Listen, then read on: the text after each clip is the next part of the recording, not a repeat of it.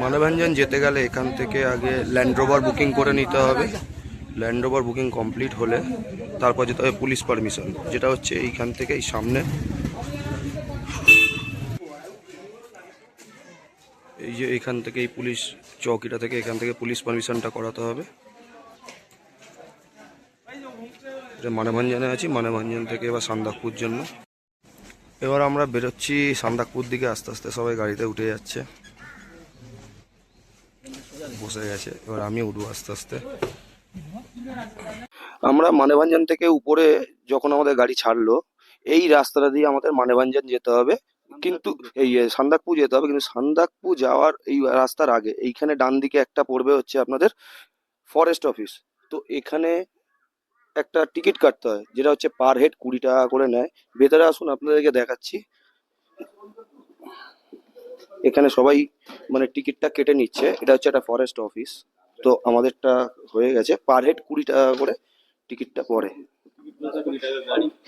এই হচ্ছে টিকিট, গাড়ি 20 টাকা, আর হচ্ছে ফরেস্ট টিকিট 20 টাকা। টোটাল পার হেড 40 টাকা করে পার হেডে পড়ছে এটা।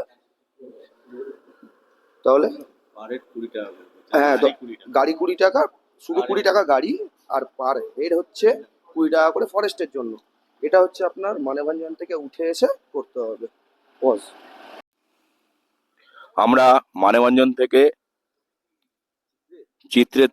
চিত্রেতে এসছি স্পটে, ভিউ পয়েন্ট, খুবই সুন্দর জায়গা, সবাই দেখুন, দেখার মতো। এখান থেকে আবার বেরোবো, গিয়ে টুমলিংয়ে যাব।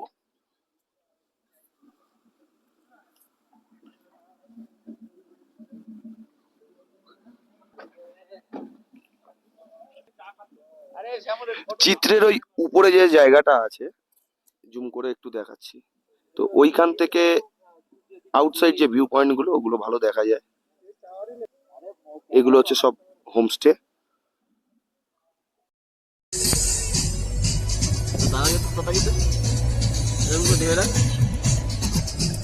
ধরে রাখ।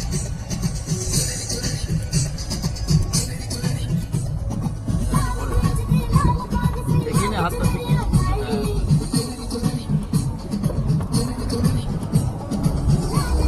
নিচে কর, নিচে কর। আর কিছু নেই, কষ্ট নেই। দাঁড়ান।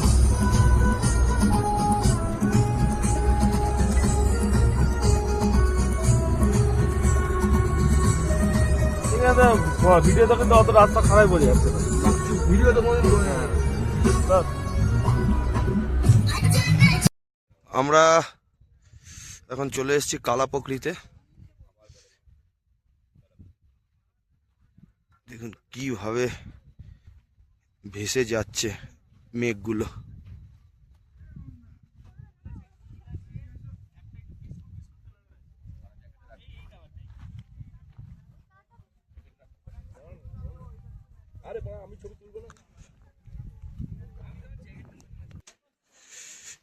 এই যে কালাপোখরি লেক, এটা হচ্ছে কালাপোখরি লেক। ওই উপরটায় দেখুন পরিষ্কার বুঝতে পারবেন মেঘগুলো কিভাবে ভেসে যাচ্ছে।